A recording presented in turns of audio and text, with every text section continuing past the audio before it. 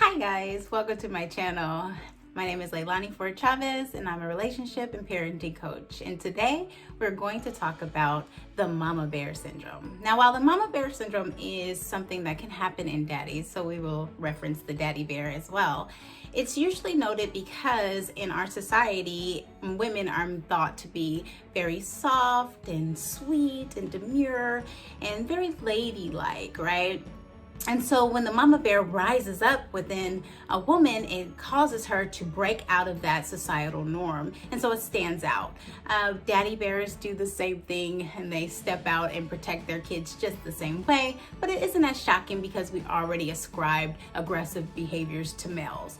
So I will be talking about the mama bear syndrome, but this can reference daddies as well. So where does the term mama bear come from? Well, it actually comes from bears, that female bears really get very aggressive when it comes to their baby cubs. So even if it is a misinterpreted message, you are not trying to attack their cub.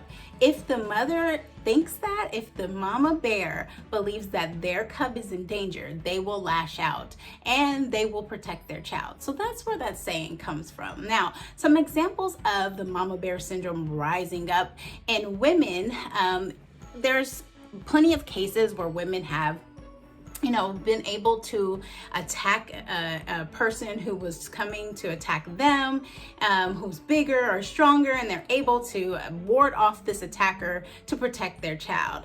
There's other instances where mama bears have lifted up cars so that they can pull their child out. That adrenaline was pumping and that mama bear goes into this instinct that they have to save their child. So they have this like superhuman strength that comes out.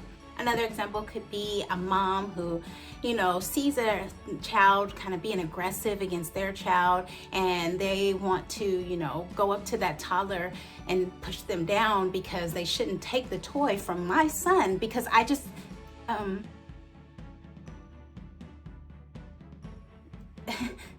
judge me. I forgot what I was gonna say.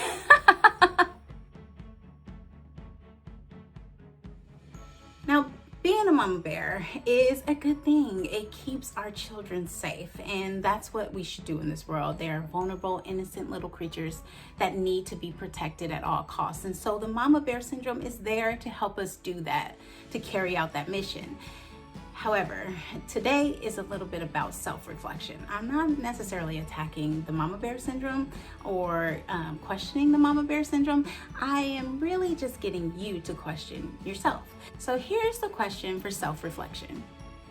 Is your mama bear or daddy bear strong enough to protect your kids from you? So what do I mean by that? We all carry baggage. We all have our own triggers. We all have bad habits. We all have things that we engage in that aren't the best behaviors. However, we have little people watching us. And so sometimes they're picking up and learning the worst parts of us. And while I'm not asking you to be perfect, I'm asking you, are you resting in those things? We all have flaws, yes, but are you holding on to yours and maybe even highlighting yours when you could be working on them? So digging in deep and realizing that, hey, I have to look honestly at myself. Are there some behaviors that I'm engaging in because I'm just too scared to face them, just too lazy to confront them? So how do you do that?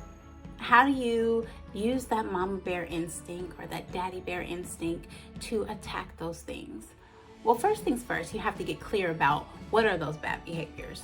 So actually, I am a proponent of writing it down. If you haven't learned that yet from my previous video, I believe in writing it down. So taking the time to itemize and really analyze the things that we do.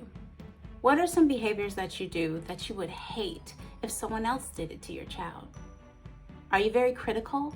Would you feel the same if someone else, would you accept it? If someone else would say the things you say to your child, would you accept it? The behaviors that your child sees you engage in, would you be okay if someone else was doing that in front of your child? If they were perhaps watching it on TV, if they were watching it at a friend's house? I've worked with clients who they would yell at their kids and be very harsh with their words. But let someone say just a little bit of constructive criticism to their child and they were very defensive. But they were the ones doing the bulk of the damage to their children.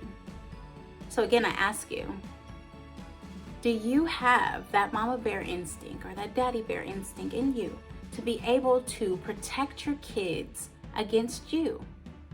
Are you willing to let that adrenaline rise so that you can start attacking the things that would cause harm to your kids, even if that thing is you? Are you willing to do the work for your children? Are you willing to go through that laborious task of having to undo some of the things that you learned, maybe even from your parents, so that your children can have a better future, so that they can be healthier and learn to have healthier relationships? Think about it. Take the time to really think about it. Think about if later on you find out that your child has been harmed and the person who has done the worst damage was you.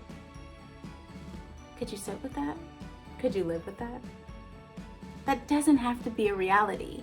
Children are very resilient. And even if you've done the damage, even if you've had the past of causing harm, children are open to forgiveness as long as you're willing to do the work. That means actually uncovering what causes the behavior so that you can attack it at the root and not just say, I'm sorry, you should get over it, you should forgive me, I'm human. Children are human too, which is why they're just as frail as we are. But we are the adults and we have to do the work. So if you have an anger problem, that's not okay to lash out on your kids. You can go and get the help. You can get the help that it takes to uncover what's really causing all of that pain and driving that anger so that you can love on your kids. I think what needs to be said is that you need to know that you have it within you. You have it within you to become a better person, a better parent. You have the strength within you to protect your kids from harm because that is your role. And you have been uniquely gifted and created to perform that role. If you're willing to do the work, start with that, acknowledging that you need work. And the next is write down those things, those areas, the behaviors that you would not want happen to your kid from anyone else. Or write down the behaviors you're already aware of that you know are not the healthiest for your child to see. My best friend usually asks, well, what does that look like, right? And I will share this.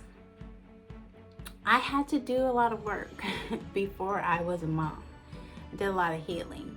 And I realize now that that healing journey was really important because my son is a little me. And if I didn't heal the things in me that I felt were broken, or that I judged harshly, or that I was still angry with, that I would inadvertently carry out all of that anger and that frustration and that undealt with pain, I would carry all that out on my son.